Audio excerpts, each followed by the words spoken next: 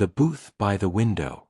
Before we begin, I want to tell you something true, then something that isn't, and let you sort out which is which as we go. The truth is that grief makes people creatures of habit. It gives them a table, a order, a day of the week to stand on when the rest of the floor is missing. The rest, the names, the town, the exact shape of what happened. I've changed because the people this really happened to deserve their privacy, and because the shape of the lesson matters more than the specific faces wearing it. If you see yourself in it anyway, that's not a coincidence. That's just what good stories do. Now, where are you tonight? Tell me in the comments. I like knowing who's sitting with me for this one. Let's begin. Every Thursday night for 28 years, Walter Reyes had eaten dinner at the same table in the same diner, and for 25 of those years, his wife Corinne had eaten across from him. The place was called the Wagon Wheel, out on Route 9 outside Tulsa, and it hadn't changed its menu, its booths, or apparently its ceiling tiles since 1994. Walter and Corinne had claimed the window booth on their third date, back when he was driving a rented flatbed and she was finishing her nursing degree, and they'd kept claiming it for the better part of 3 decades, arguing gently about whether the chili was too salty, whether the jukebox needed new records, whether the young cook in the kitchen had a crush on the day waitress.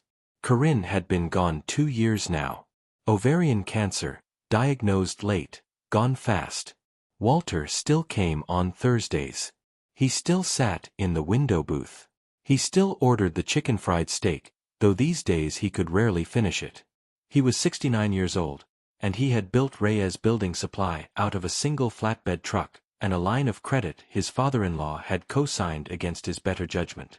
41 years later, the company ran 9 lumberyards and 2 manufacturing plants across 3 counties, held a standing contract with 2 of the largest home builders in the state, and was worth, on paper, a little north of $50 million. He did not think about that number often.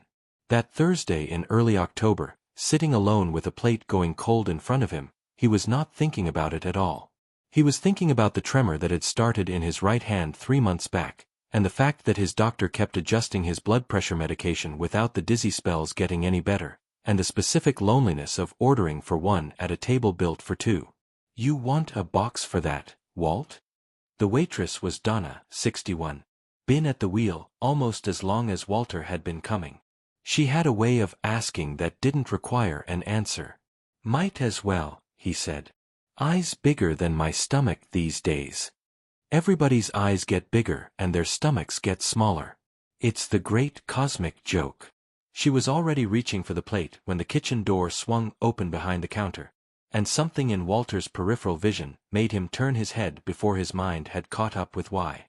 A young woman came through with a bus tray of dirty dishes held against one hip, the other hand braced instinctively under the swell of a belly she was carrying low and heavy, at least 7 months along by the look of it. She had her hair scraped back under a hairnet, sweat at her temple despite the October chill outside, and the particular gray exhaustion of someone who had been on a concrete floor for 9 hours straight. Walter had known that face for 4 years. He had watched it across his own dining room table at every holiday since his son Deacon had brought her home. He had watched it laugh at his terrible jokes and go soft with tears at his own wife's eulogy. "Priya," he said. The name came out before he decided to say it, quiet, but the diner was quiet too, and it carried. She turned. For exactly 1 second, her eyes found his, and every drop of color went out of her face like someone had opened a drain underneath her. Then she pushed back through the swinging door so fast the tray rattled. Walter was out of the booth before his knee, which had never fully recovered from a warehouse fall in 1988, had a chance to object. He crossed the diner in 8 strides and pushed through the kitchen door after her, past a fry cook who shouted something he didn't register, into a wall of heat and grease smell and clanging steel. He found her at the back, near the walk-in cooler, both hands pressed to the small of her back, breathing like she'd run a mile. "Priya, look at me. It's just me. You need to go back out front, Mr. Reyes." Her voice was thin, cracking. "Please. I can't do this right now. Nobody's making you do anything." He kept his hands open, his voice low, the way you'd talk down a spooked horse. "I am not here to drag you back to Deacon. I don't even know where he thinks you are. I just—" His own voice broke, embarrassingly, in front of a walk-in cooler in a diner kitchen. "I just watched you disappear for 5 months and everybody told me you ran off with somebody, and I am looking at you right now and none of that adds up." That stopped her mid-breath. She looked at him with an expression he would turn over in his mind for years afterward. Terror braided so tightly with relief that the two had become the same feeling. A woman's voice cut through the kitchen noise. "She's not going anywhere tonight, she doesn't want to go." The diner's owner had come around the prep counter, a broad-shouldered woman in her late 50s named Ruth Okonkwo-Hale, who'd bought the wheel from the original owner's estate 11 years back and run it like a ship since. She looked at Priya, then at Walter, with the unhurried assessment of someone who had broken up more kitchen fights and diffused more family emergencies than most professional negotiators. "You family?" she asked Walter. "Father-in-law," he said. She studied him for 3 long seconds. Then she untied her apron, hung it on a hook, and said, "Back office. Both of you. Now." The back office of the wagon wheel was really a converted supply closet, a metal desk, 2 folding chairs, and against the far wall, a cot made up with a flannel blanket and a flat pillow that told Walter everything before anyone said a word. Ruth stood in the doorway a moment, arms crossed. "She came to me in June," she said, her voice matter-of-fact in the specific way of someone who had decided plain facts were kinder than soft ones right now. 6 months pregnant, asking if I needed help with prep work. I could tell she'd been sleeping somewhere that wasn't a bed. Took me 2 days to get her to admit it was her car. Walter felt something drop through the floor of his chest. "I gave her the storage room and the job," Ruth went on. "She's never once been late, never complained, never asked for $1 she didn't earn." She looked at Priya, not at Walter, when she said the rest. "And she made me promise not to tell a single soul she was here. So I'm going to go pretend I never broke that promise, and you two are going to talk." The door clicked shut. Priya lowered herself onto the edge of the cot, one hand cradling her belly, the other white-knuckled around the frame. She would not look at him directly, staring instead at a fixed point on the concrete floor, like a woman who had used up every tear she had a long time ago. "Priya," Walter said. His voice cracked on the second syllable. "You've been sleeping in your car. Pregnant. Since June. I was fine. The car had a good heater. That is not the point, and you know it." Her chin came up, finally, and her eyes were dry but rimmed red. "What do you want me to say, Mr. Reyes? That I should have called you? I thought about it every single day. But I didn't have anywhere Deacon couldn't find me if I made one wrong move, and I could not." Her voice hitched, one sharp involuntary sound, and she pressed it back down by force of will. "I could not risk him finding out about the baby before I had enough to protect us." "Enough what?" She reached over to the milk crate nightstand and picked up a spiral notebook, its cover soft and curled from handling. She held it against her chest with both arms, the way you'd hold something that had kept you alive. "Enough proof," she said. Walter looked at the notebook. Then, at the base of the cot, half hidden in shadow, he saw a pair of shoes, pale gold, satin, wrapped carefully in a dry-cleaning bag and set against the wall like something sacred. Wedding shoes. Her wedding shoes, from the day she'd married his son in Corinne's sister's backyard 4 years ago, the day Corinne had cried through the whole ceremony and told everyone within earshot that she'd gained the daughter she'd always wanted. His throat closed so completely he had to swallow twice before he could speak. "What did my son do to you, Priya?" She looked at him for a long moment, and then, slowly, she began. "It hadn't happened all at once," she told him. "That was the part people never understood. You didn't wake up one day and find a stranger wearing your husband's face. It came in pieces, small enough that each one alone felt like something you could talk yourself out of noticing. The first piece was the insurance. In April, at a prenatal appointment, the front desk told her the coverage on file had lapsed. She'd assumed a billing error, until she called from the parking lot and learned she'd been quietly dropped from Deacon's policy back in February, 2 months earlier, without a word. Then the lease. Her name gone from it in March, discovered only when the landlord called about a change of occupancy. Then the joint account, closed in April and reopened in Deacon's name alone. She kept a small spiral notebook, dates running down the margin like a ledger, because somewhere in the middle of it she had understood, with the cold clarity of someone standing at the edge of something, that no one would believe her without a record. There was a woman, she said. Selena. She started coming around about 8 months before all this, introduced as some vendor rep for one of the company's supply contracts. She wasn't there for lumber, Mr. Reyes. Priya's voice hardened at the edges.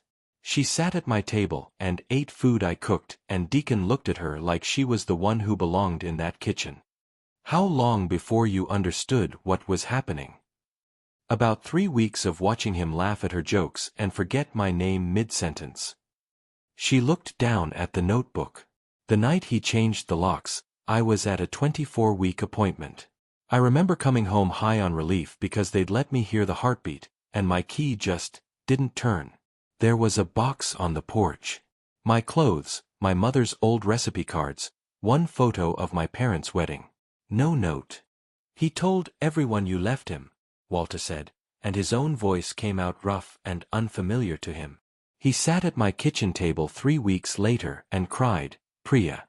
Told me you'd been seeing someone, that you cleaned out $4,000 from the joint account before you vanished. She let out a short, humorless laugh. There was $211 in that account when he closed it. I have the screenshot. She flipped to the back of the notebook, where a folded bank printout was tucked into the binding. I took nothing, because there was nothing left to take. Walter pressed both palms over his face.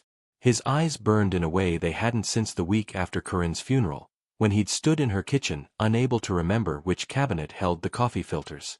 I believed him, he said into his hands. God help me, I believed every word. I know you did. Her voice wasn't accusing. It was worse. It was understanding. He's your son. Of course you believed him. He dragged his hands down his face and looked at her. Why didn't you come to me directly? Why didn't you call? Something complicated moved behind her eyes, grief tangled with something that looked almost like guilt. I tried, she said quietly. 3 times over the summer I drove to your house. Every time, Deacon answered the door and told me you weren't well enough for visitors, that it wasn't a good time. She held his gaze. The 3rd time, he left something on my windshield.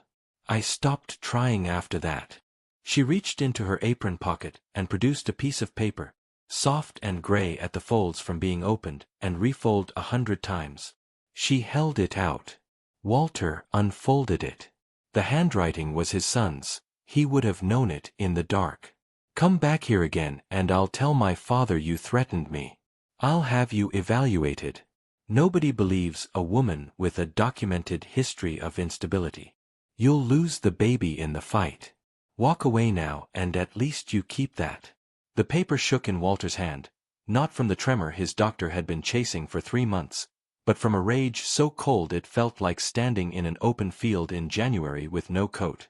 There's one more thing, Priya said, and her voice had gone very quiet, very steady, the voice of someone about to do something on purpose that would hurt. You said, back at the diner, that you've had dizzy spells. Bad ones. Getting worse. Since July. Your coffee, Mr. Reyes. She pressed her palm flat against the open notebook. The coffee Deacon's been bringing you every morning. We need to talk about what's in it. The storage room felt smaller with every sentence. Walter set the threatening note down on top of the notebook in his lap and looked at Priya. Tell me everything, he said. Don't soften it for me. She leaned forward, elbows on her knees, and looked at him with the particular steadiness of someone about to hurt a person on purpose because the alternative was worse. Selena has a cousin who works in pharmaceutical distribution.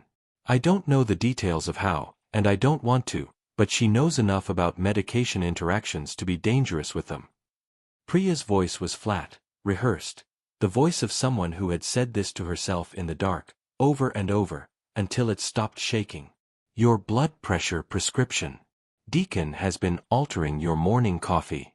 I watched Selena hand him a small bag outside your house in early August. I wrote the date down.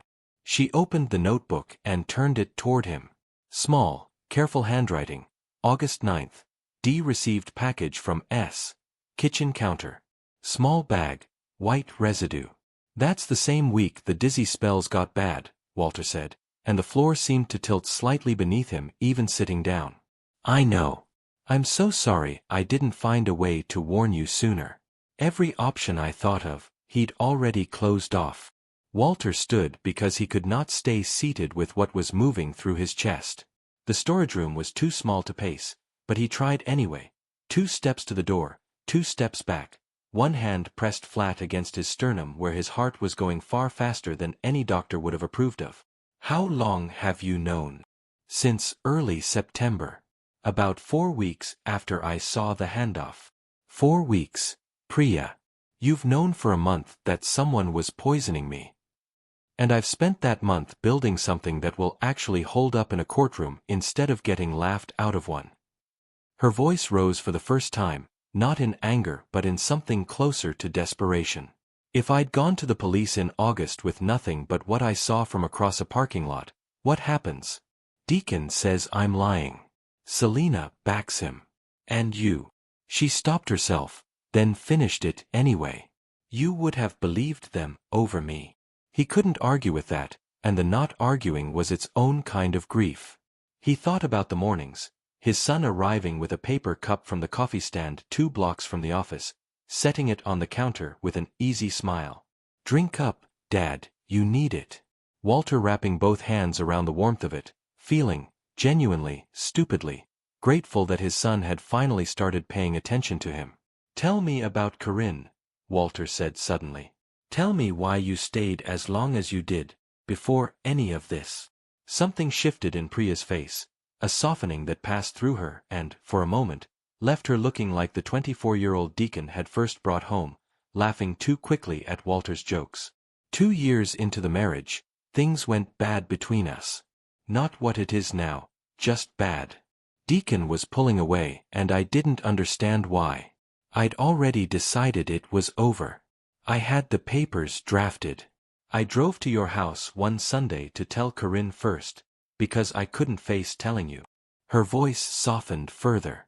She took one look at my face, sat me down at her kitchen table, and made tea.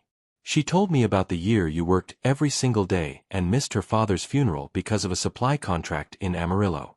She told me she'd drafted her own papers once. 31 years before that afternoon. Tore them up at that same table. Walter's throat closed entirely. She said, "A good man can get lost, honey. A good woman knows the way home." Priya's smile was faint and heartbroken. I tore mine up that same afternoon. I went home and tried harder. She saved my marriage, Priya said quietly, and Deacon repaid it by turning it into something she never could have imagined. Walter pressed his fingers hard against his closed eyes. His chest ached with a specific, punishing grief. The grief of a man realizing that the woman he'd loved had been holding a structure together from beyond her own life, and that her kindness had unknowingly kept someone dangerous in the family orbit far longer than it should have. What do we do now? Priya asked. Walter straightened. The cold that had settled into him from the shelving unit was gone, replaced by something that felt, for the first time in months, like clarity. First, he said, you stop calling me Mr. Reyes. It's Walt. Second, tomorrow, when Deacon shows up with that coffee, I'm going to smile and say thank you. He met her eyes. And then I'm going to find out exactly what's in it. Walter checked Priya into a Comfort Suites off the interstate that night, booked under his driver's name. His driver of 11 years, a quiet man named Otis Bell, paid cash at the front desk and told the night clerk it was a family matter. The clerk did not ask a follow-up question. People rarely do, when a 69-year-old man pays cash and has clearly been crying somewhere in the parking lot beforehand, which Walter had been. He drove home alone. The house on Larkspur Lane was dark when he pulled in. He'd left without turning on the porch light, which Corinne had always done and which he still, 2 years later, forgot every single time. He didn't go to bed. He walked straight to Deacon's old bedroom, untouched since his son had moved into a downtown condo 6 years back, and sat at the desk. Rubber bands. Dead batteries. A high school yearbook. In the bottom drawer, the one that always stuck, he found a shoebox of childhood things, report cards, a science fair ribbon, a photograph of an 8-year-old Deacon sitting on the hood of Walter's first flatbed with both arms spread wide, grinning like the whole world belonged to him. Beneath the photograph, a plain envelope. Unsealed. Handled soft. Inside, a sonogram image, black and white, grainy, with a date printed in the corner. Early July, for months before Walter had learned Priya was even pregnant. And beneath it, a folded letter in Priya's careful handwriting. Dear Mr. Reyes, I have driven to your house 3 times this summer. Each time Deacon met me at the door before I could ring the bell, and told me you weren't well enough for visitors. I want you to know you're going to be a grandfather. I've wanted to tell you since July. His name is going to be Eli. I don't know if this letter will ever reach you, but I couldn't bring myself to throw it away. Walter sat in his son's childhood bedroom until the window went from black to the gray that comes just before dawn, and let himself feel every bit of it. Nathan, no. Deacon. Deacon arrived at 7 the next morning, letting himself in the back door the way he always had, 2 coffees in hand instead of the usual one. Morning, Dad. Thought we could sit together for once. Walter sat at the kitchen table with his hands folded, and let his son set the cup down in front of him. You look tired, Deacon said, studying him with an expression of careful concern that Walter now understood was closer to careful monitoring. Dizzy spells come back? A bit. Mornings are the worst. Walter wrapped both hands around the cup, felt the warmth, and did not drink. Actually, stomach's a little off today. I'll wait on this one. Something flickered across Deacon's face, there and gone too fast for most people to catch. Sure. No rush. They talked for 20 minutes about a contract renewal and whether the north yard needed a new roof before winter, the ordinary currency of a father and son on a Saturday morning. Walter watched his son's eyes track the untouched coffee cup the whole time, the way a man watches a card face down on a table, checking without seeming to check that it hasn't been turned over. When Deacon finally left, Walter waited until the car cleared the driveway. Then he found a clean freezer bag under the sink, sealed the coffee cup inside it, and picked up his phone. He called a name he hadn't dialed in 6 years. Dr. Amara Lynn, a physician he'd known since their daughters had played on the same softball team, back when Corinne was still alive to coach it. Amara. It's Walt Reyes. I need to see you today, somewhere private. And I need you to test something for me.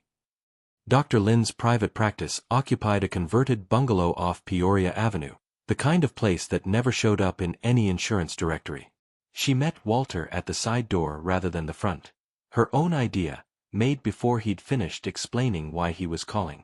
You look like you haven't slept, she said, holding the door. I haven't. She drew 3 vials of blood without unnecessary commentary and ran a field test on the coffee sample using a kit most general practices never needed to open. While the results processed, Walter sat on the exam table and stared at a photograph on the wall, Amara and her husband on a dock somewhere in Minnesota, holding up a stringer of walleye, laughing. Corinne had taken an almost identical photograph of Walter at Grand Lake in the late 90s. He hadn't been fishing since she died.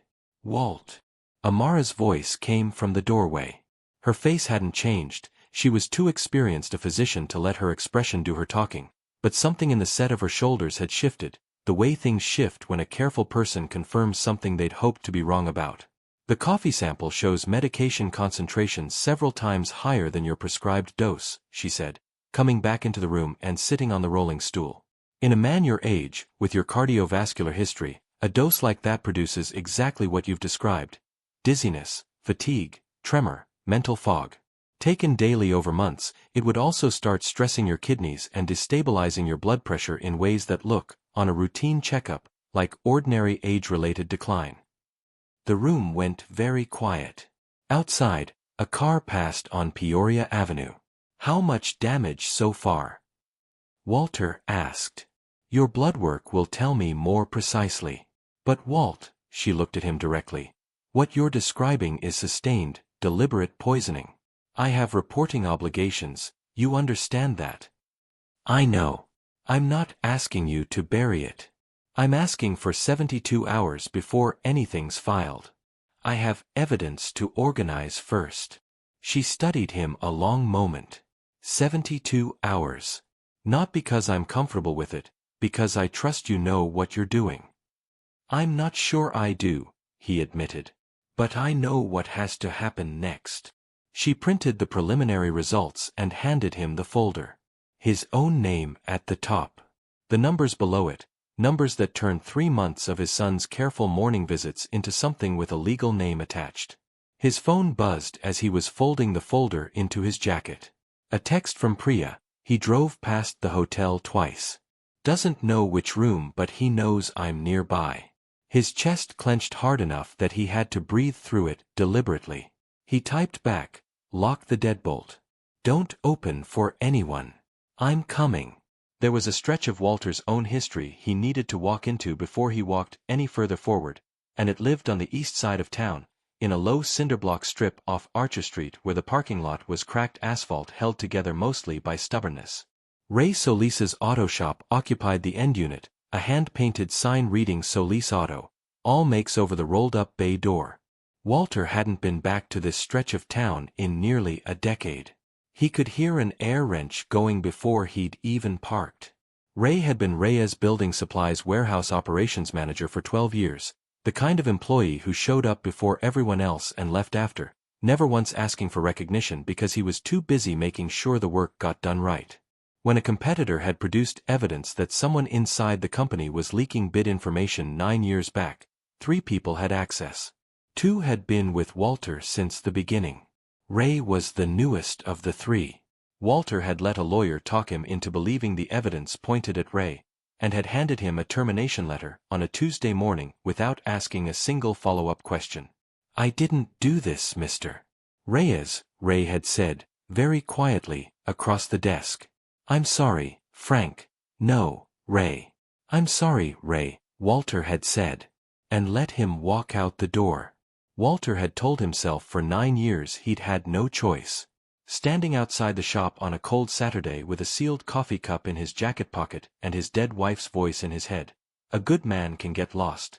He understood he had simply chosen not to look harder for one. He walked in.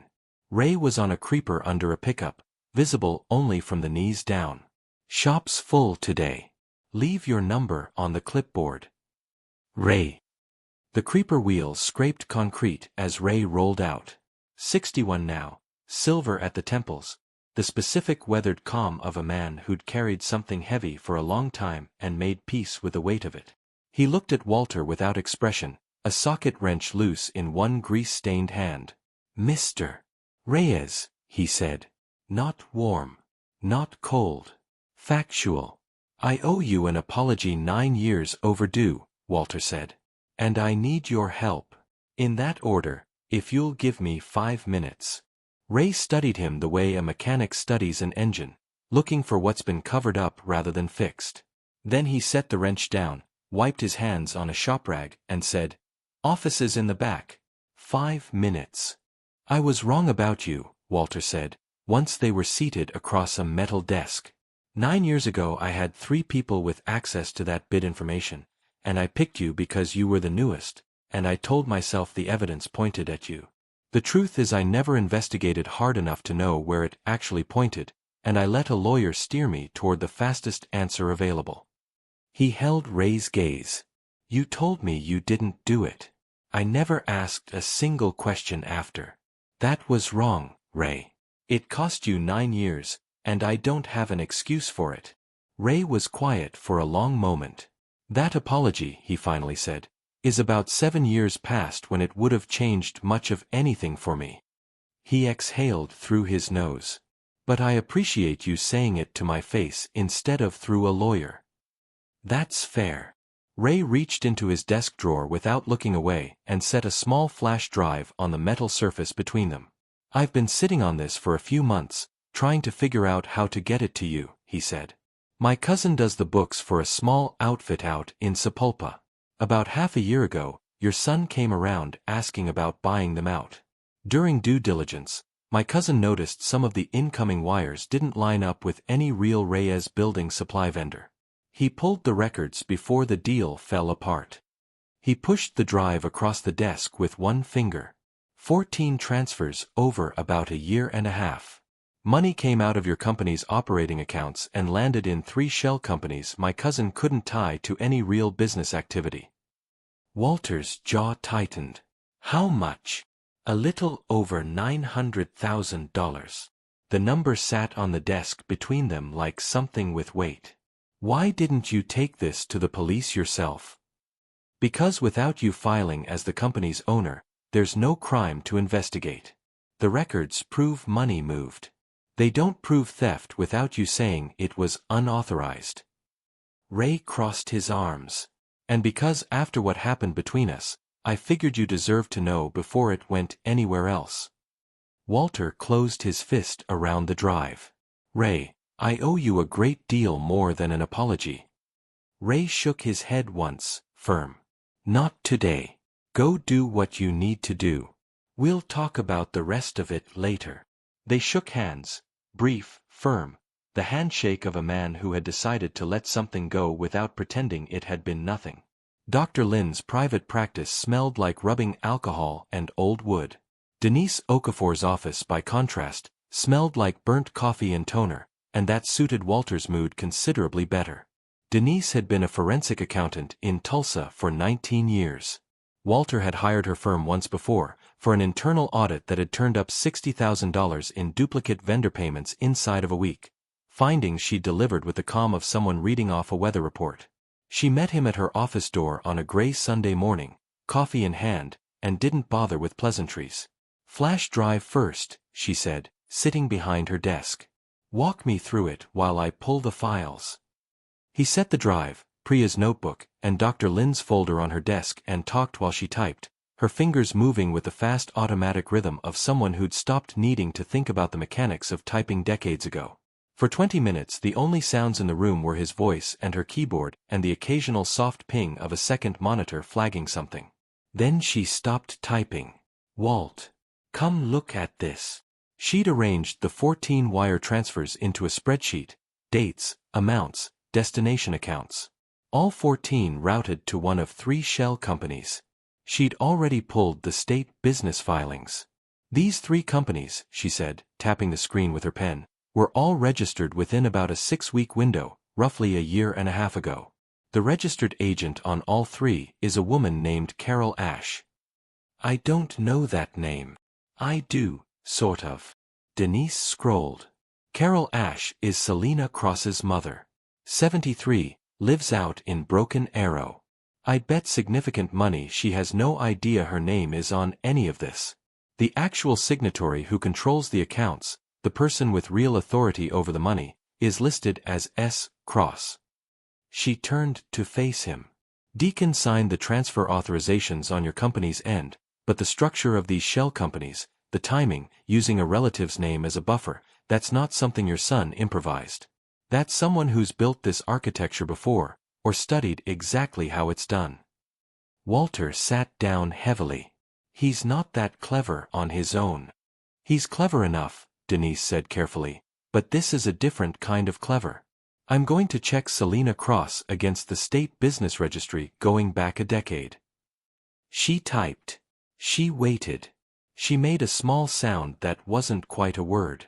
There, she said. 6 years ago, financial consultant for a small manufacturing outfit up in Bartlesville. That company folded a year later with about $200,000 in unresolved creditor claims. 3 years ago, different company, different county. Same pattern. $180,000 unaccounted for. She looked at Walter steadily. She's done this before. Deacon isn't her first. The room seemed to shrink around him. She found him, Walter said slowly.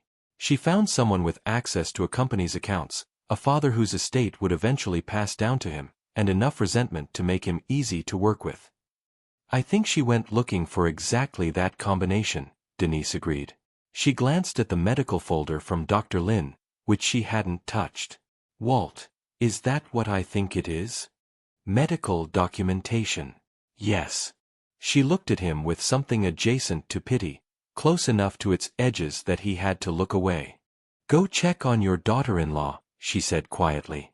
I'll have the full report to you in 24 hours.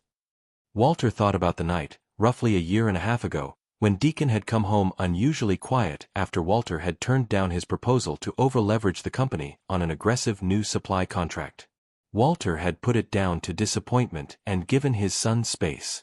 2 weeks later, Deacon had mentioned a work dinner that, Walter now understood, had been the first crack in a door Selina Cross walked straight through.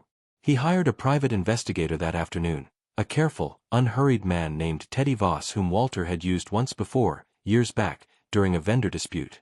Teddy didn't sound surprised to be woken up on a Sunday. I need eyes on 2 people starting tomorrow morning, Walter told him. My son, Deacon Reyes, and a woman named Selina Cross. I want to know where they go, who they meet, and whether either one comes anywhere near the Comfort Suites off I-44. Timeline: 72 hours to start. Same rate as last time. I'll have your retainer note ready in the morning, Teddy said, and hung up. Walter did not sleep that night either. He sat at the kitchen table with a sealed folder of evidence spread in front of him, and then, because he could not stop himself, he went to the hall closet and pulled down a shoebox he'd moved from Corinne's closet after she died and never once opened. Too raw at the time, too raw for a long while after that.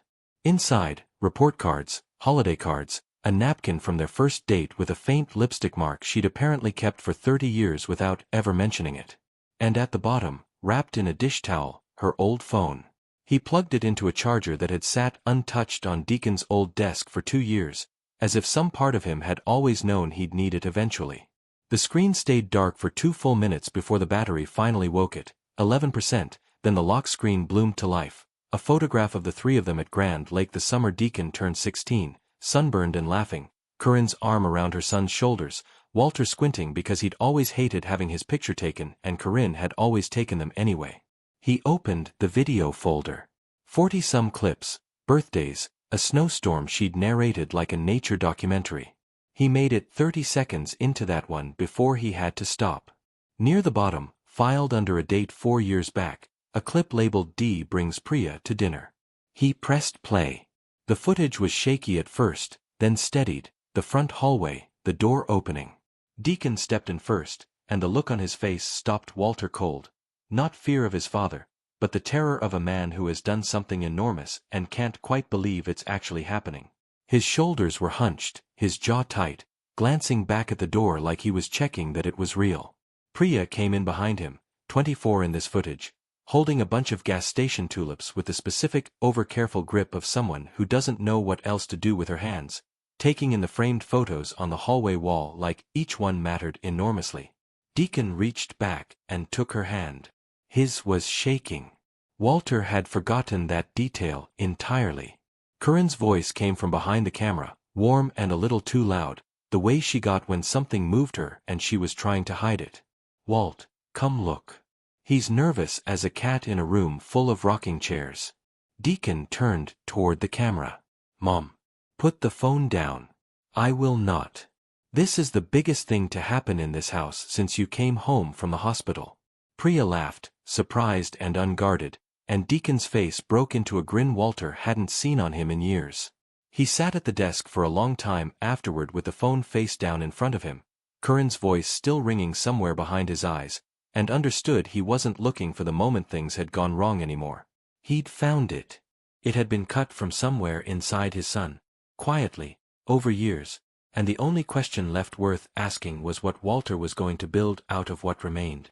4 days passed in a strange, suspended rhythm, the rhythm of a man carefully performing his own collapse for an audience of one. Every morning, Deacon arrived with the coffee.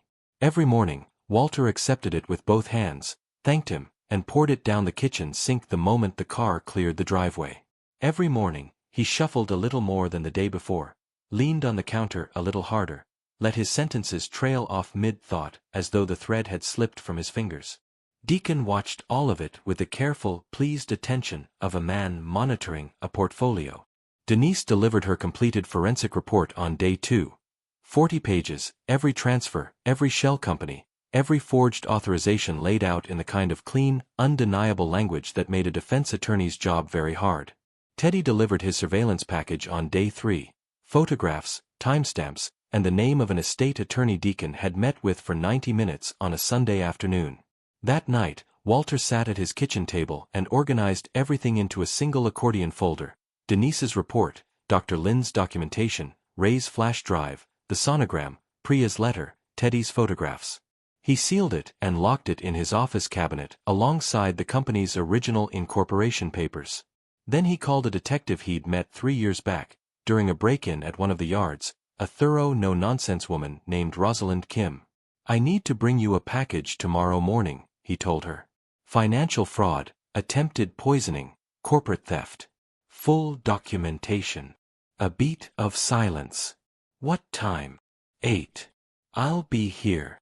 He hung up and went to check on the guest room, which he'd spent the previous Saturday quietly converting while Deacon assumed he was resting. A second-hand crib, a second-hand dresser, a lamp with a soft bulb. Nothing fancy. Nothing that needed to be. His phone rang at nearly midnight. "Priya. Walt. My water broke." Every thread of thought in his head cleared at once. The folder, Detective Kim, all of it replaced by a single clean urgency. "How far apart are the contractions?" "Started about 20 minutes ago." Her breath caught and released. "Already 5 minutes apart. This is moving fast, Walt. Stay on the line. Don't open the door for anyone but Otis. 3 knocks, no more, no less." He was already moving toward his own front door. He called Otis on his second line while keeping Priya on the first.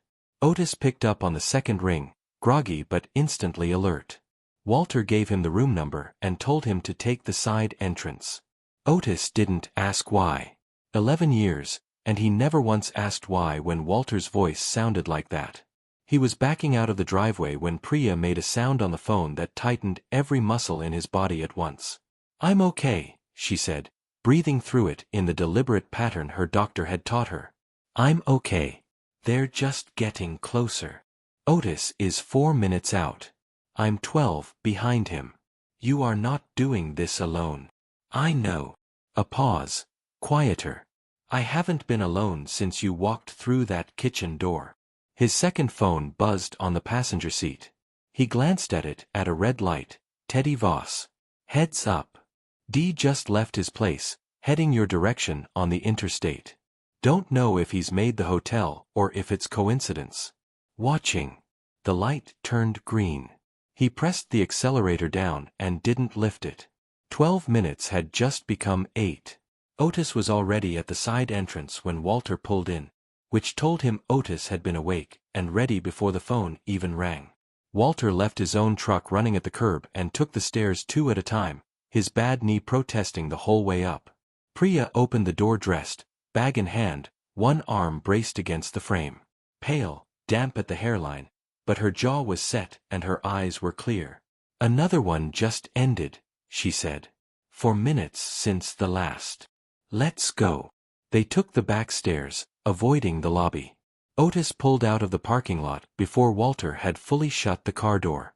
"St. Francis, service entrance off Yorktown," Walter said.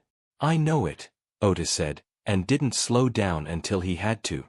In the back seat, Priya breathed through another contraction with her forehead tipped forward, hands flat on her knees, the focused stillness of someone executing exactly what she'd been told to do with everything she had. "Walt," she said, once it eased. "What happens if he shows up at the hospital?" "Dr. Kwan has private admission protocols. I arranged it through the hospital's patient privacy office 2 weeks ago. You're admitted under a restricted file.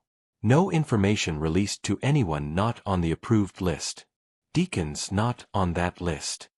She turned her head to look at him in the dim car. 2 weeks ago.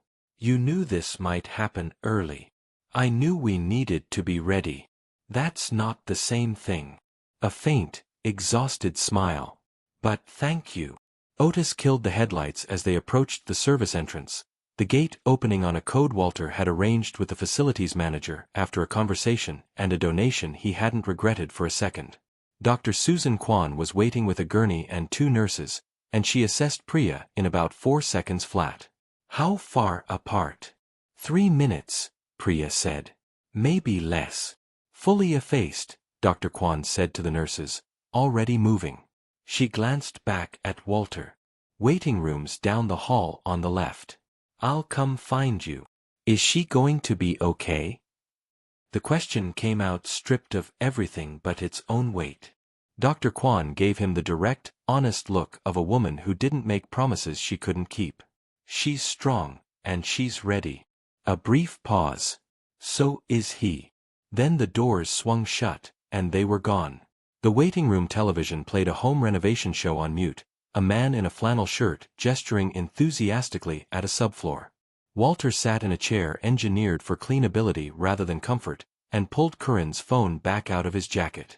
Not for the video this time. The Notes app. Corinne had used it the way some people keep a journal. Short, undated entries, whatever had crossed her mind when she'd crossed it. He had never read them before. It had felt, until tonight, like opening mail addressed to someone else.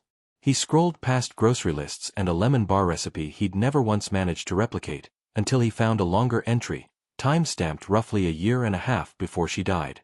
I worry about the wrong things. I spend my time on Walt's blood pressure and whether Deacon's eating enough and whether the gutters need cleaning before winter. I don't spend enough time on the things that will matter once I'm gone. Deacon learned how to love by watching us, and we weren't always good examples. Walt worked too much, and I let him, and we were happy but we were also absent in ways neither of us has fully admitted, even to each other. I keep thinking about that girl he brought home in the spring. Priya.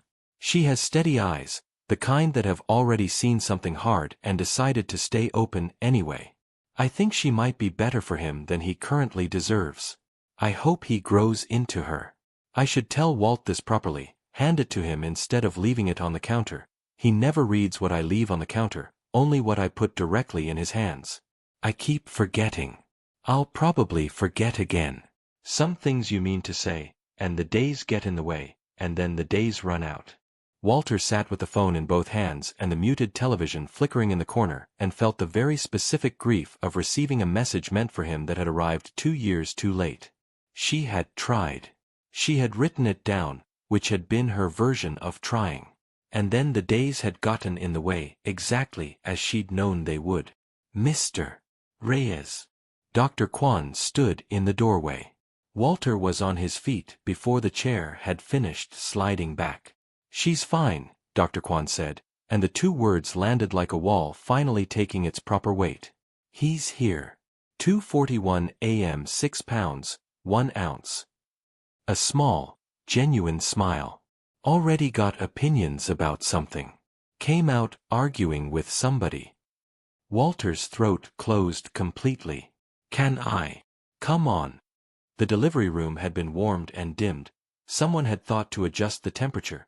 A small, human kindness he noticed even in the middle of everything else. Priya sat propped against the raised bed, hair damp against her forehead, exhausted past the point where exhaustion has a name, and underneath it, something lit from the inside. Hey, she said, voice wrecked and raw and the most honest sound he'd heard from anyone in months. We made it. You made it. I drove fast and worried. Not the same accomplishment. She laughed. One short, cracked sound that dissolved into something between a sob and a smile. A nurse crossed the room and placed a small bundle in Walter's arms before he'd fully decided to reach for it. Wrapped in a white blanket with blue stripes, soft from 1,000 washings. 6 pounds and 1 ounce is a number until you're holding it, and then it's something else entirely. Something that fits in the crook of one arm and somehow weighs more than anything Walter had carried in years. His eyes were closed, his mouth working at something practiced and private, fists curled at his chest with the absolute conviction of someone with strong opinions about how his own fingers ought to be arranged. Walter looked at his face a long moment. Then at his left shoulder, where the blanket had folded back. A small irregular mark, oval, roughly the size of a thumbprint, the same mark Walter carried on his own left shoulder, the same one his father had carried before him. Deacon didn't have it. This child did. Hey, Walter said, voice barely above a whisper. Hey, Eli. I'm your grandfather. We're meeting later than we should have. That's on me, and I'm sorry for it. He adjusted his arm, bringing the baby a fraction closer. But I'm here now, and I'm not going anywhere. That's a promise, and I don't make those lightly. The small mouth stopped its working. Whether a baby 40 minutes old can actually respond to a voice, Walter had no idea, and in that moment he had no interest in arguing about it. Priya made a sound from the bed, not quite a word, and when Walter looked up, her eyes had gone completely over, tears sliding without any apparent effort, the way water finally clears a dam once the level gets high enough. 7 months of holding compressed into one long, shuddering release. He let her cry properly. Some things need to happen all the way through. What do we do now? She finally asked, wiping her face with the back of her wrist. Walter looked down at Eli, at the small fist that had loosened, one finger extending toward nothing in particular, or maybe toward everything. Now, he said, I go make sure nobody gets through that door who isn't supposed to. His phone buzzed. He shifted the baby carefully to one arm and checked it one-handed. Deacon Reyes. I know she's there. I know about the baby. You have until morning to fix this, old man. Or I will. His arm tightened around Eli. Not enough to disturb him, just enough to feel the solid, undeniable weight of him. He typed back 4 words. Come ahead. I'm ready. Walter left St. Francis at 4:15 in the morning. Otis drove him home without being asked twice, and for once Walter sat up front, watching Tulsa go by in the amber quiet that belongs to shift workers, insomniacs, and men who have just become grandfathers for the first time. At the house on Larkspur Lane, he thanked Otis and told him to go home and sleep. Otis said he'd be back by 7. Walter said that wasn't necessary. Otis said he knew, and left anyway. Inside, Walter made real coffee, his own, from the tin Deacon had never once touched, and called Detective Kim at 4:30. Eli's here, he said. 6 pounds 1 ounce. Mother and baby are secure at St. Francis under the restricted protocol. Good, she said, alert in a way that suggested she hadn't been sleeping deeply either. You ready to move this morning? Yes. I'm going to call Deacon at 7, tell him I had a rough night, ask him to come by to talk about the company. He paused. He'll come. He's been waiting for me to show weakness long enough that he won't question it. I'll have 2 officers in position by 6:30. I'll be in the back hallway myself. You give the word, we move. The word is Eli. A brief silence. Understood, Detective Kim said. Get some rest if you can manage it. He didn't. Instead he went to the locked cabinet and pulled the accordion folder out one more time, spreading every document across the kitchen table under the overhead light, not checking for errors, because Denise didn't make errors, but because he needed to hold each piece in his hands one more time before he used it as a weapon against his own son. 14 wire transfers. A 40-page forensic report. Medical documentation with his own blood work attached. A sonogram and a handwritten letter. Surveillance photographs of an estate attorney's office. $900,000 moved through shell companies registered in an elderly woman's name without her knowledge. He stacked it all back into order, tied the folder shut, and set it by the door for Detective Kim. At 7, he called his son. Dad. Deacon answered on the first ring, which told Walter he'd been awake and waiting. I know you tried to reach me last night, Walter said, letting his voice carry the right amount of exhaustion. Not overplayed, just the genuine tiredness of a man who'd been up since midnight, which he had been. I had a rough one, son. I need you to come by this morning. Talk about what happens to the company if I have to step back. He let it hang. Please. Just come by. A pause. Breathing. I'll be there in an hour, Deacon said. He arrived in 50 minutes. Walter sat at the kitchen table when Deacon came through the back door, the accordion folder in front of him, hands folded on top of it, his own coffee cooling beside it. Untouched, Deacon brought coffee nowhere in sight, because there was no longer any need to pretend. Deacon stopped in the doorway, looked at the folder, looked at his father, looked at the folder again. "What's that?" "Sit down, son." Something shifted in Deacon's face, the fast recalibration of someone who'd walked into a room expecting one script and found a different one waiting. He sat slowly, eyes staying on the folder. "You look better than you sounded on the phone," he said carefully. "I lied," Walter said. "I've had a lot of practice at it this week. You taught me how important that skill can be." Deacon's jaw tightened. "Dad." Denise Okafor finished her report 2 days ago. Walter slid the top page across the table. 14 transfers, 18 months, just over $900,000 through 3 shell companies registered in Carol Ash's name.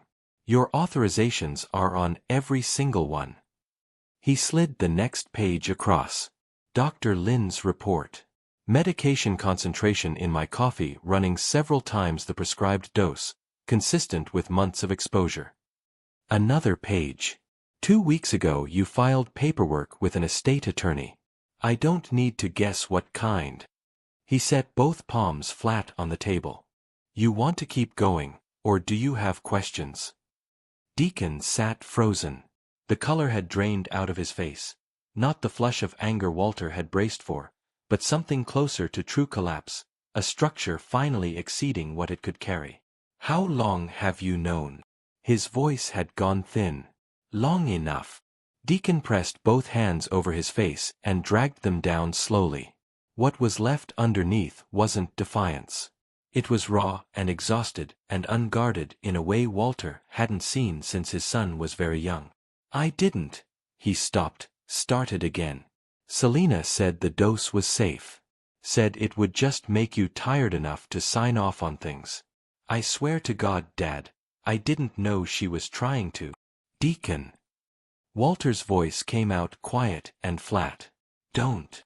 His son's mouth closed. "I found your letter," Walter said. "The one from when you were 19. About wanting to build something that lasts." He looked at his son. "What happened to that kid?" Deacon flinched like he'd been struck. His face crumpled, ugly, unguarded, the face of someone asked the one question he genuinely couldn't answer and couldn't avoid either. His hands came up to cover it, his shoulders folding forward, a sound coming out of him that wasn't quite a sob but sat right at its edge. "I don't know," he said into his palms. "I'm sorry. Dad, I'm sorry, Eli Reyes was born at 2:41 this morning," Walter said. 6 pounds, 1 ounce. He has the family mark." He watched his son's hands come down. "You have a son. And because of what you and Selena did, he came into the world through a hospital service entrance under a false name instead of walking into a nursery his grandfather had already painted for him." He let that land fully before he spoke again. "Eli." From the back hallway, Detective Kim stepped into the kitchen doorway, 2 uniformed officers behind her. "Deacon Reyes." Her voice carried the calm authority of someone who'd done this many times and found no particular satisfaction in it. "I have a warrant for your arrest on charges of financial fraud, theft by deception, and attempted poisoning. Stand up and keep your hands where I can see them." Deacon stood. He didn't resist. He looked at Walter one last time. Over the table, over the folder, over the coffee mug, over the morning light coming through the window Walter had watched for 28 years. "Was any of it real?" he asked. "Did you ever actually?" "I loved you every single day of your life," Walter said. "Including today. That's what makes this the hardest thing I've ever done." The cuffs closed. The officers walked Deacon out through the front door at 8:51 in the morning, and Walter stood at the window and watched the cruiser pull away from the curb until it disappeared around the corner, and then stood there a while longer, because his legs had decided sitting down was the more reasonable option, and he was inclined to agree with them. Detective Kim came back inside after seeing the officers out. "Selena Cross," Walter said. "Teddy Voss flagged her at the airport last night. One-way ticket to Miami, booked under her own name, which tells you exactly how confident she was that this morning was going to go differently. Airport police picked her up at the gate." He thought of her sitting at a departure gate with 2 packed bags, certain that by this hour Walter would have signed whatever his son put in front of him, or been too far gone to stop it. He thought about her patient, practiced cruelty, the 2 prior companies, the years of rehearsal, and felt a cold, impersonal recognition settle into him, that some people are simply built for a specific kind of damage and spend their lives hunting for new places to apply it. Good, was all he had for Selena Cross. Detective Kim paused at the door. The DA's office will want your statement this week. Denise's report and Dr. Lin's documentation are about as clean as anything I've seen in a long time. This won't be complicated. She studied him a moment, something adjacent to sympathy in her expression. You did this right, Mr. Reyes. I did it late, Walter said. Better late than buried, she said, and left. Walter sat back down at the kitchen table, tied the folder shut for good, and called Ray Solis. It's done, he said. Both of them. A pause. Good, Ray said, carrying the same weight Walter had put into the same word about Selena. Ray, I've got a proposition for you. Not an apology. I'm done trying to pay you back for something that can't be paid back. This is separate. He looked out at the bare October yard. I need a director of operations at Reyes Building Supply. Someone who knows how the real work gets done. Someone who'll tell me when I'm wrong. The air wrench started up in the background, then stopped. Send me the job description, Ray said. I'll read it. That's all I'm asking. Spring came late to Tulsa that year. The last snow didn't fully let go of the yard on Larkspur Lane until the 3rd week of March, retreating stubbornly to the shaded strip behind the garage and holding on there for another 2 weeks after everything else had thawed. By early April, the oak out front had finally made up its mind, and the first leaves were out. Small, bright, and unreservedly green in the way only new things managed to be. Walter noticed them from the kitchen window on an ordinary Tuesday, making coffee and thinking about nothing in particular. It struck him, watching them, that he hadn't really noticed the leaves coming in for 2 years, not since Corinne died. He'd lived through 2 full springs without seeing them arrive.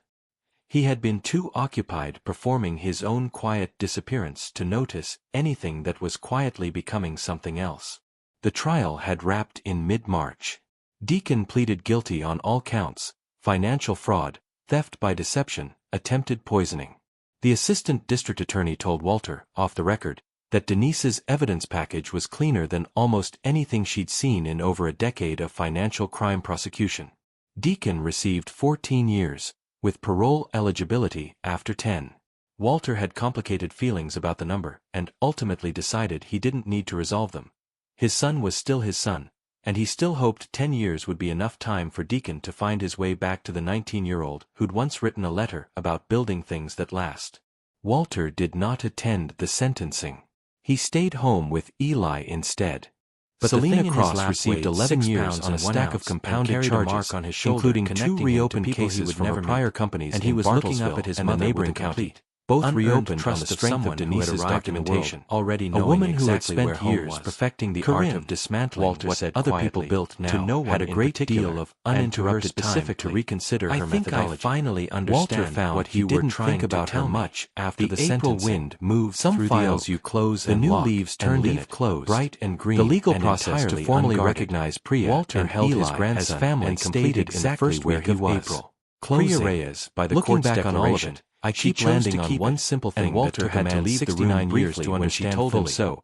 You can build a fortune with your own 2 hands, Reyes, and it still won't buy back a single moment you were too busy to notice. The attorney who handled the filing, a woman named Marisol Farrow, who practiced family law in Tulsa for over 20 years, nearly cried a little at the end of it and apologized for crying, which Walter told her was entirely unnecessary. He'd been in the building, the finalized papers, in the room, and hung them in the hallway. And a child who grows up watching an empty chair eventually learns to fill it with something dangerous. Walter drove out to the wagon wheel alone on a Wednesday afternoon, and nobody gets to choose what moves in, and the place had settled into its particular mid-afternoon hush. Don't measure what you're worth by the size of what you've built, its idle number on an account statement coming low and gold through the window. Measure it by whether the people who was behind the counter restocking the pie case, paying attention. She set the pie server ordinary down and waited as when much as Walter the came in emergencies. and sat at He the counter learned that instead of the almost booth. too late. I owe you The something cost I was a don't son know he how to lost properly twice, calculate, once to he said, distance, both and hands once to a flat courtroom. on the counter. If any You part gave of my this reached daughter-in-law something a real place in to you, sleep I'd when love she to had hear nowhere about else it in the comments. You gave her And work if you've when got she a needed Thursday to night still ritual feel of like your she own, was a standing table, on her an own 2 order, feet. a person you keep the kept her habit safe for 4 tell me months about that without too. knowing a single Those thing are the about things who worth I was, protecting or whether before any life of it forces would you ever to go matter. looking for them. He held Ruth's Thanks for gaze. staying with me I through know the you whole didn't thing. do it for me. I'll see you I in know the next you did one. it for her. A quick note, But it's the this reason story she found is her a way work of back to fiction, me.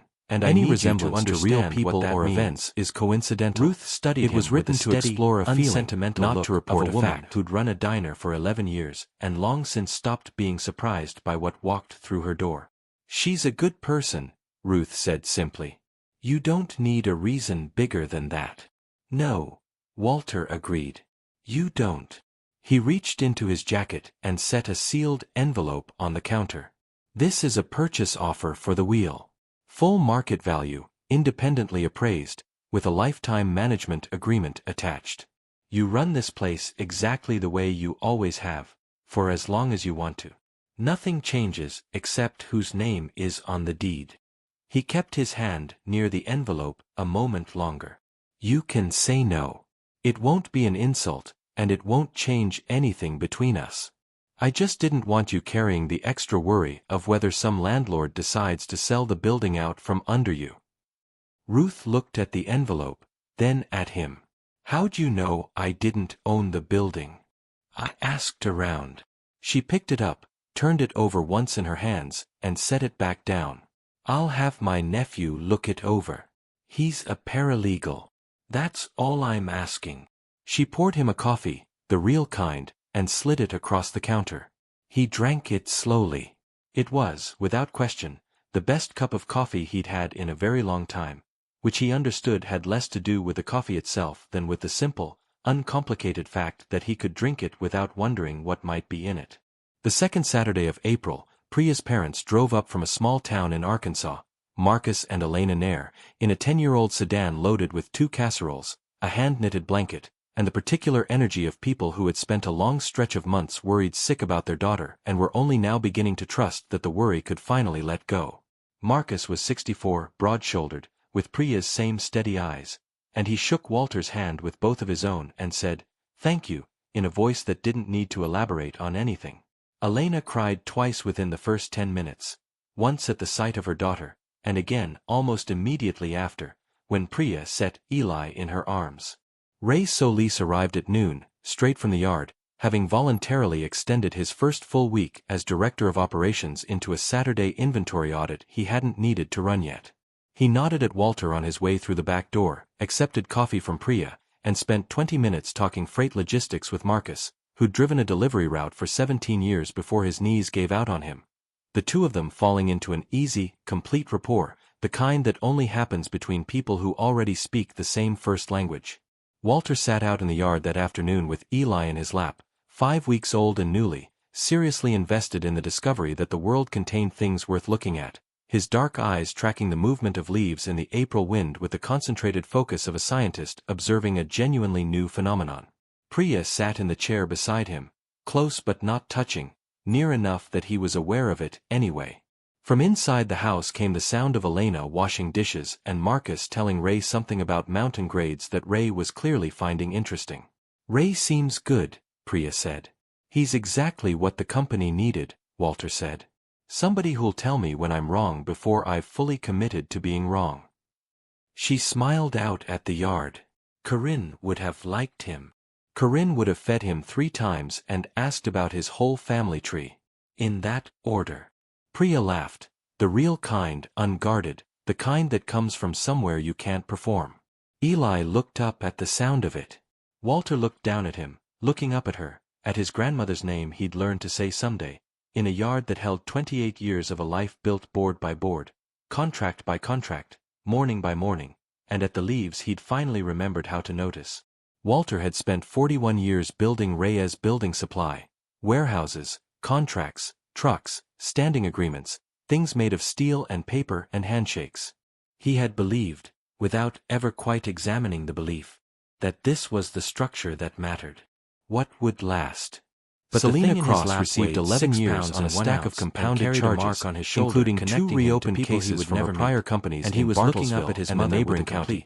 Both reopened on the strength of Denise's documentation. Already A woman who had exactly where spent home years was. perfecting the Corinne, art of dismantling Walter what said other quietly, people built now, to no one had a in great particular, deal of and to her uninterrupted time to specifically. reconsider her I think I methodology. finally Walter understand found what he you were didn't trying think to about her tell me. much after the April sentencing. wind moved Some through files the you oak. close The and new lock, leaves and turned leave in it, closed, bright and green. The legal and process to entirely formally unguarded. recognize Priya Walter and held his Eli grandson as family and completed stated exactly in the first where week he of was. April. Priya Closing. Reyes, by the Looking court's back on all of declaration, it, I she keep chose landing to on keep one it, simple and thing Walter that took had a to man leave the 69 room years briefly to when she understand told fully. him so. You On can account build a of his fortune eyes. with your own 2 Eli hands, Reyes, and it by still won't buy birthright, back a single always. moment you were too The busy attorney to who notice handled while the it was filing, happening. A woman named Walter Marissa wasn't Proud, proud who of the practiced father family he'd law been. in Tulsa He'd for given over his 20 son years, nearly cried everything a little at except the the end one of it thing and that apologized actually for mattered. crying, which His Walter real, told her was undivided entirely presence. unnecessary. He'd been He in the framed building, the but finalized rarely papers in the room, and hung them in and the a hallway. child who grows up Beside watching the an empty photograph chair from Grand eventually Lake. learns to The fill it second with week of something April, dangerous. Walter Because drove an out to the empty wagon chair wheel doesn't alone stay on empty a Wednesday forever, afternoon and nobody after the gets lunch to choose rush what cleared moves in, and the place had Don't settled make into its the particular mistake he made. mid-afternoon hush. Don't measure Empty what you're booths, worth by the size of what you've cycling built through its or idle the number hum, on an sunlight account coming statement. low and gold Measure through the it window. by whether the people Ruth who was needed behind you the actually counter felt restocking you the there. pie In the room, case, paying attention. She set the pie on server the down ordinary and Tuesdays waited as when much Walter as the came in emergencies. and sat at He the counter learned that instead of the almost booth. too late. I owe you The something cost was I a don't son know he how to lost properly twice, calculate, once to he said, distance, both and hands once to a flat courtroom. on the counter. If any You part gave of my this reached daughter-in-law something a real place in to you, sleep I'd when love she to had hear nowhere about it else. in the comments. You gave her And work if you've when got she a needed Thursday to night still ritual feel of like your she own, was standing a table, on her own an 2 order, feet, a person you keep kept a her habit safe for, 4 tell me months about that without too. knowing a single Those thing are the about things who worth I was, protecting or whether before any life of it forces would you ever to go matter. looking for them. He held Thanks Ruth's for gaze. staying with me I through know the you whole didn't thing. do it for me. I'll see you I in know the you next did one. it for her. A quick note, But it's the this reason story she found is a her way work of back to fiction, me.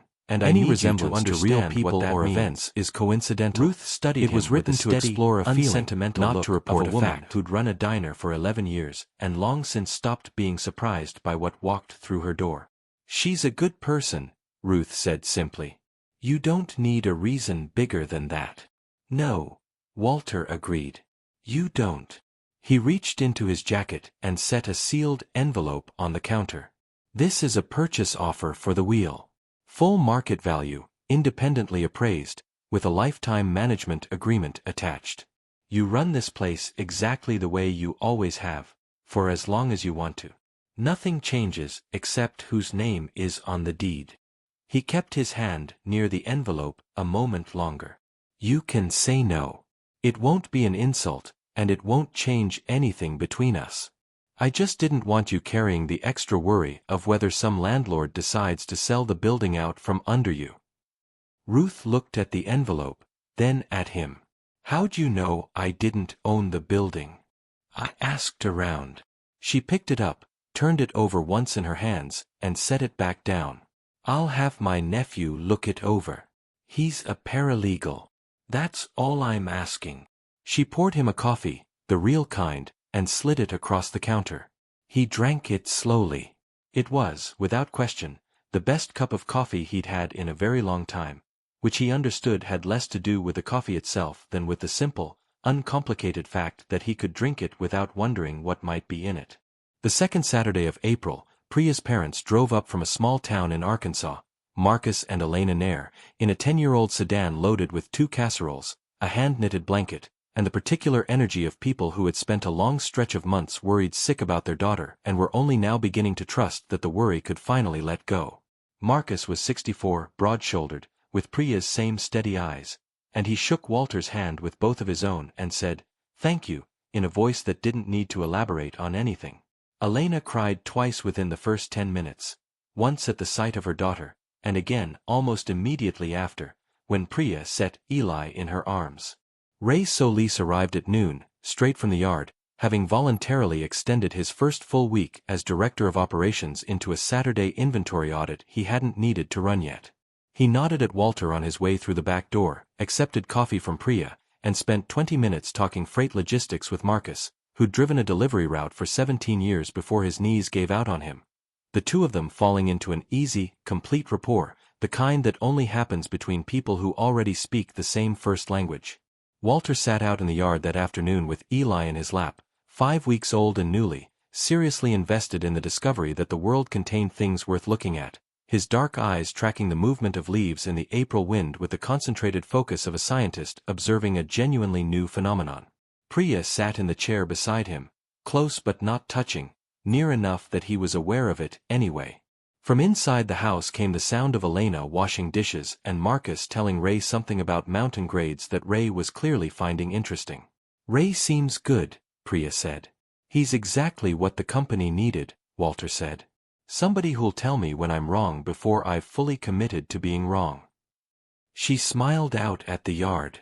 Corinne would have liked him.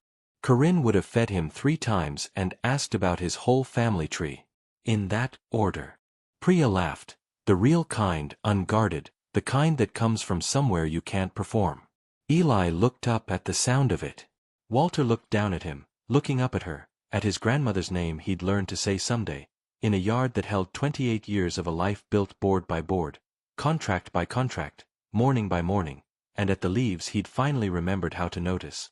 Walter had spent 41 years building Reyes building supply, warehouses, contracts, trucks, standing agreements, things made of steel and paper and handshakes. He had believed, without ever quite examining the belief, that this was the structure that mattered. What would last?